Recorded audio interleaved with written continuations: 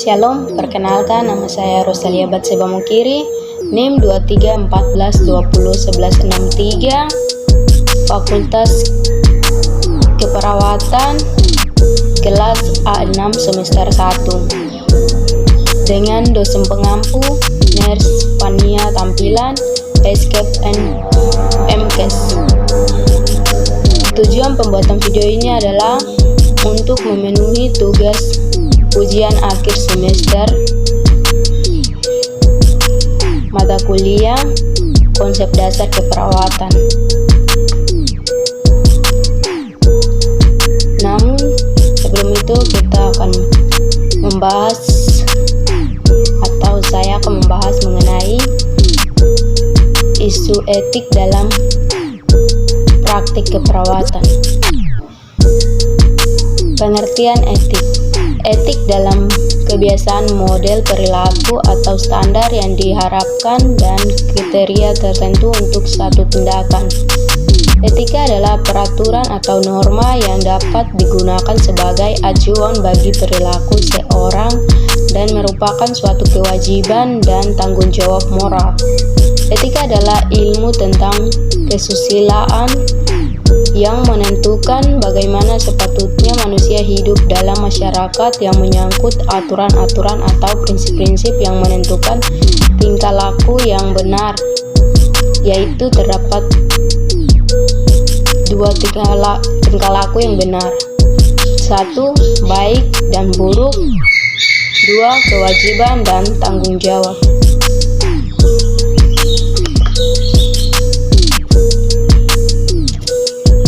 Isu etik dalam praktek keperawatan. Masalah etik keperawatan pada dasarnya merupakan masalah etik kesehatan, di mana telah terjadi perkembangan sesuai dengan ilmu dan teknologi. Isu dalam pelayanan kesehatan meliputi 12 poin. Yang pertama, pemberian pelayanan kesehatan. 2. Penolakan dan penghentian layanan kesehatan. 3. Informated consent. 4. Konfidensialitas atau kerahasiaan. 5. Advance directives and living will. 6. Awal hidup atau konsepsi kehamilan. 7. Peningkatan mutu kehidupan dengan rekayasa genetik. 8. Operasi penggantian kelamin. 9.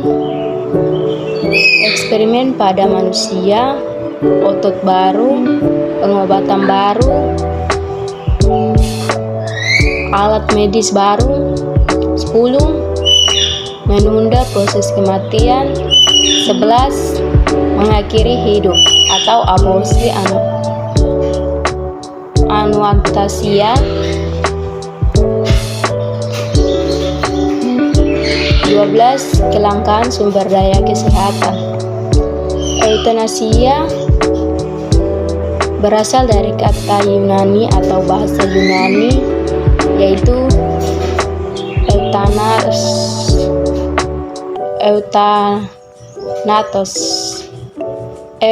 Berarti baik, tanpa penderitaan, dan thanatos berarti mati. Jadi dapat disampaikan bahwa eutanasia artinya mati dengan baik atau mati dengan tanpa penderitaan atau mati cepat tanpa derita menurut Kamus Hukum. Eutanasia adalah menghilangkan nyawa tanpa rasa sakit untuk meringankan sakaratul maut seorang penderita yang tak ada kemungkinan sembuh lagi.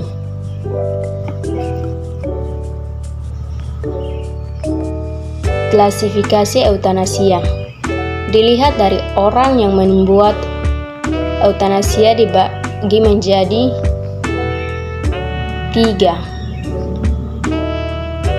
yaitu 1. Voluntary eutanasia.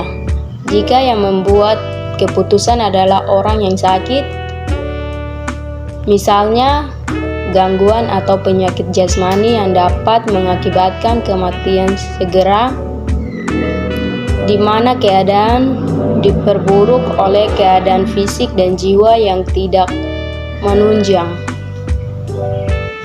B. Atau 2. Involuntary euthanasia.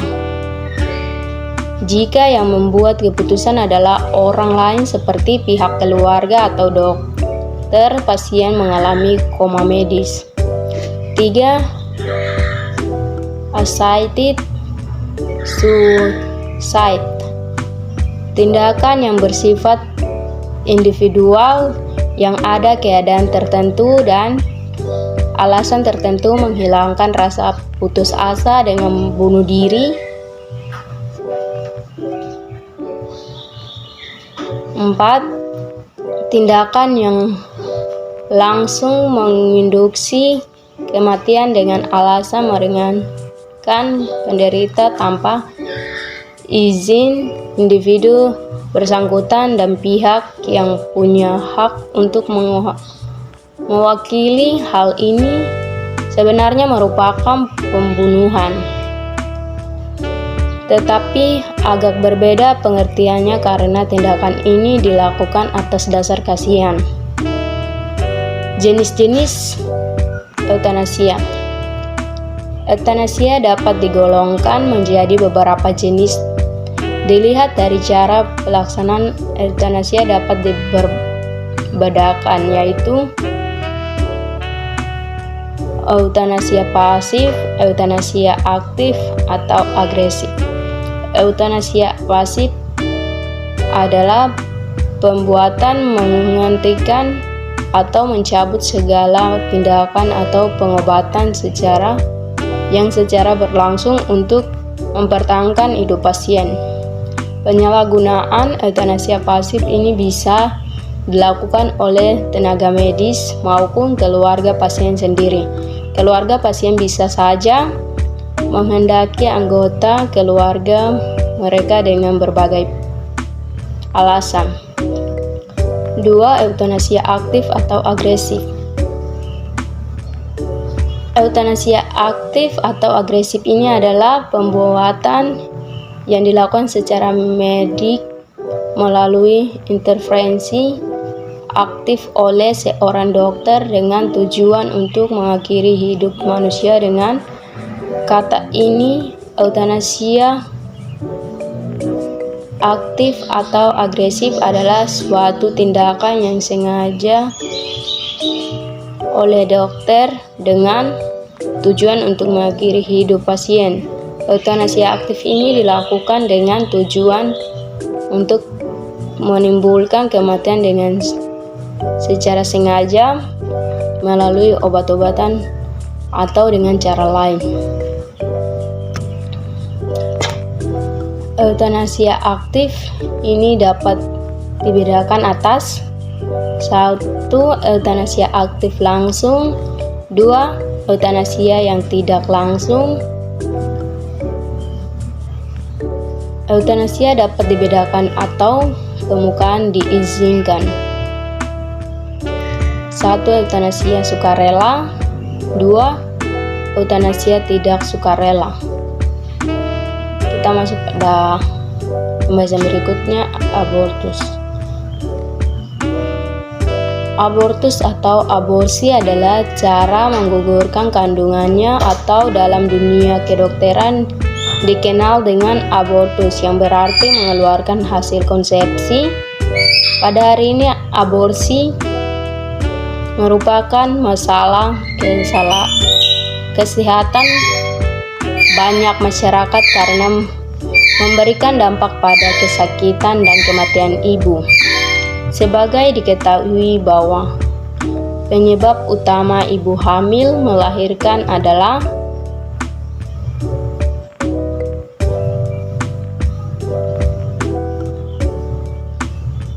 pendarahan, infeksi, dan eksperimen.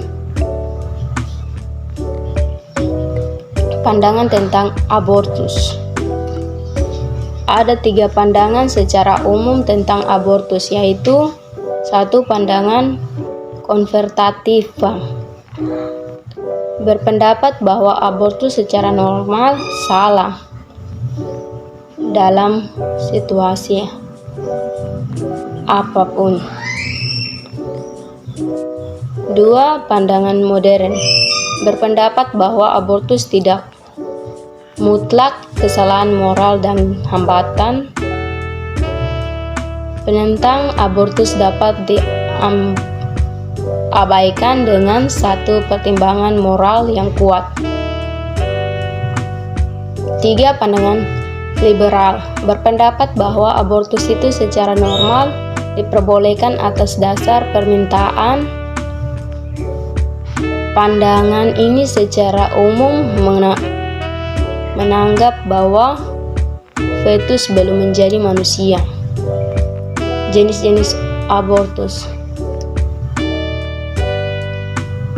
1. Abortus spontan atau alamiah, berlangsung tanpa tindakan apapun, kebanyakan disebabkan karena kurang baiknya kualitas sel telur dan sel sperma.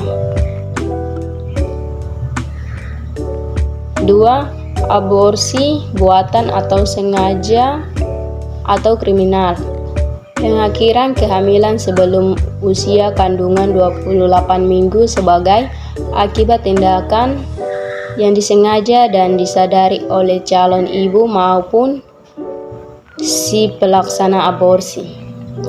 3. Aborsi terapeutik medis atau medis, pengguguran kandungan yang dilakukan atas indikasi medis. Sebagai contoh, calon ibu sedang hamil tetapi mempunyai penyakit darah tinggi, menahun atau penyakit jantung yang dapat membahayakan baik calon ibu maupun janin yang dikandungnya. Supporting devices ini adalah perangkat tambahan atau pendukung. Jika ditinjau dari segi keperawatan, maka dapat kita simpulkan kalau supporting devices itu adalah perangkat tambahan yang digunakan di dalam dunia kesehatan pada perawat yang melakukan praktik. Peralatan pendukung yang sering dilakukan. Adapun peralatan pendukung yang sering digunakan oleh perawat atau tenaga medis adalah 1. Kusa atau pisau pemotong yang menggunakan gelombang ultrasonografi. 2. Meja operasi. 3. Gunting. 4. Pisau operasi. 5. Beda minor set. 6. Selang-selang pembius. 7. Draft kain steril yang digunakan untuk bagian tubuh yang tidak dioperasi. 8. Plastik steril berkantong yang fungsinya menampung darah. 9. Retraktor. 10. Penghangat darah dan cairan. 11. Lampu operasi dan lain-lain.